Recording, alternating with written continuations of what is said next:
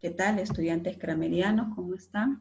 El día de hoy vamos a hablar acerca de un hecho muy importante que se va a desarrollar entre finales del siglo XIX y comienzos del siglo XX y que va a ser conocido en la historia como la Paz Armada. ¿Qué fue la Paz Armada? La Paz Armada es un periodo de la historia europea que va a comprender entre los años de 1870 hasta el año de 1914, año en el cual va a estallar la Primera Guerra Mundial. El comienzo va a estar marcado por la ruptura de los equilibrios continentales creados en el Congreso de Viena tras las guerras napoleónicas. Recordemos que el Congreso de Viena va a determinar la situación en la que se va a encontrar Francia tras la derrota de Napoleón.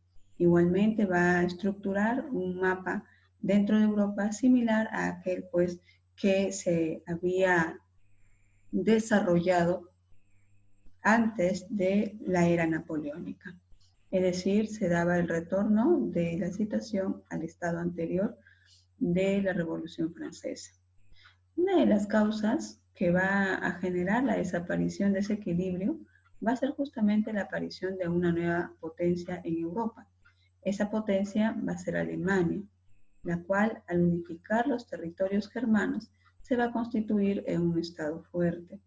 El país que va a ser afectado por este acontecimiento va a ser Francia, quien va a ser derrotada en la guerra franco-prusiana y además de ello va a ser víctima de las políticas del canciller Bismarck para impedir que Francia pudiera recobrar fuerzas. Los elementos más importantes que se van a desarrollar dentro de la paz armada habrían de ser la formación de alianzas entre las potencias europeas y a su vez también la carrera armamentista. Obviamente, ante un estado de tensión permanente, era inminente que la guerra iba a estallar en algún momento. Por eso era importante que se constituyeran una serie de alianzas que posteriormente vamos a detallar, al igual que también se impulsara fuertemente el armamentismo para crear condiciones favorables en un contexto de guerra. Es así como se genera la paz armada y dentro de ellas las características principales habrían de estar relacionadas con el nacionalismo y las rivalidades imperiales que se va a dar en Europa, ¿no? Dentro de ellos, por ejemplo, vemos que la unificación de Alemania y de Italia hizo que aparecieran en el mapa europeo dos nuevas potencias para competir con Francia, Gran Bretaña, Rusia y también la alicaída España. En el caso italiano, los choques se notaron más en la política colonial. En cambio, influyó mucho más la reunificación alemana, que se convirtió en el contrapeso para Francia e Inglaterra. Uno de los políticos más importantes en la época, como ya lo dijimos, fue Bismarck. Sus conocidos sistemas bismarckianos fueron una serie de alianzas destinadas a aislar a Francia y a consolidar la hegemonía alemana en el continente. No obstante, las políticas de Bismarck no fueron expansivas, ya que se limitó a asegurarse de que sus enemigos no pudieran recobrar el poder.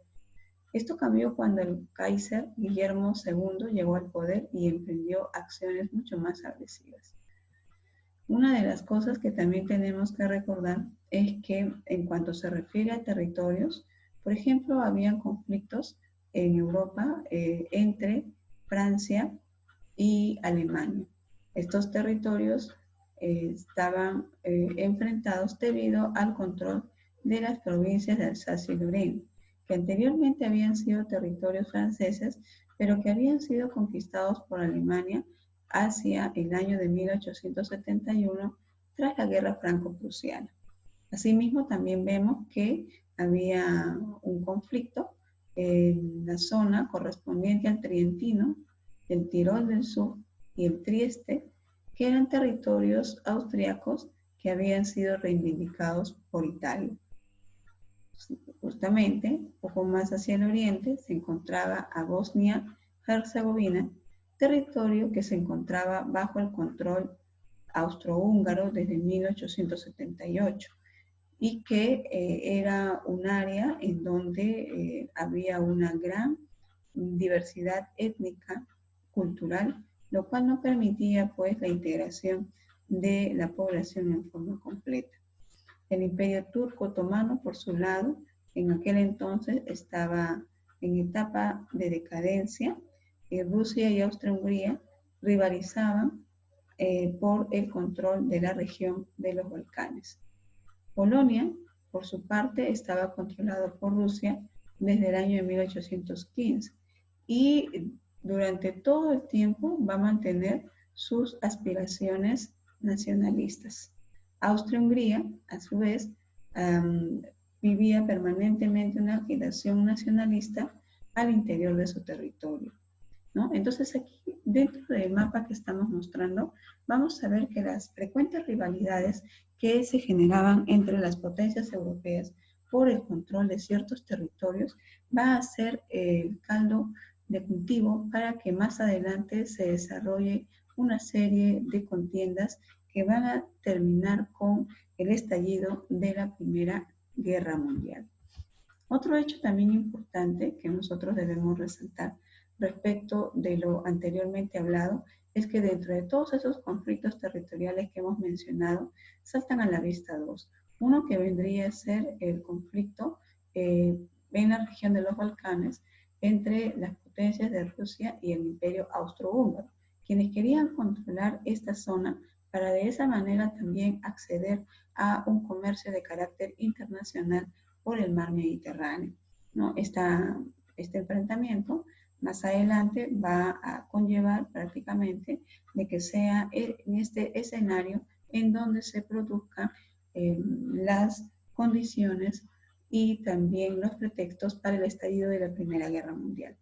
En el caso de Alemania y Francia, como ya hemos comentado, existe una situación de enfrentamiento debido a que hay dos territorios, como son Alsacia y Lorena, que eran deseados por Francia. En el pasado Francia había controlado este territorio, pero posteriormente habían sido arrebatados por Alemania tras la guerra franco-prusiana, ¿no? Otro hecho importante también que tenemos que mencionar dentro de la paz armada sería la fuerte rivalidad económica que se va a establecer entre la gran potencia, que sería la Gran Bretaña, y Alemania, que era una potencia emergente. Inglaterra, hacia 1870, obviamente ya era una potencia consolidada económica y militarmente hablando, ¿no? Pero asimismo debemos también recordar que tenía un vasto imperio comercial que había sido logrado a través de una serie de acuerdos como sería la Conferencia de Berlín, ¿no? Asimismo, su industria era altamente competitiva y por supuesto superior al resto de todo el continente europeo. Por su parte, Alemania acababa de constituirse como una nación unificada, con un modelo de industria bélica naciente, pero que va a ir creciendo rápidamente. Ya para el año, por ejemplo, de 1903, este país había logrado fortalecer grandemente su economía y su industria, y asimismo va a producir en Europa las condiciones para el desarrollo de la contienda.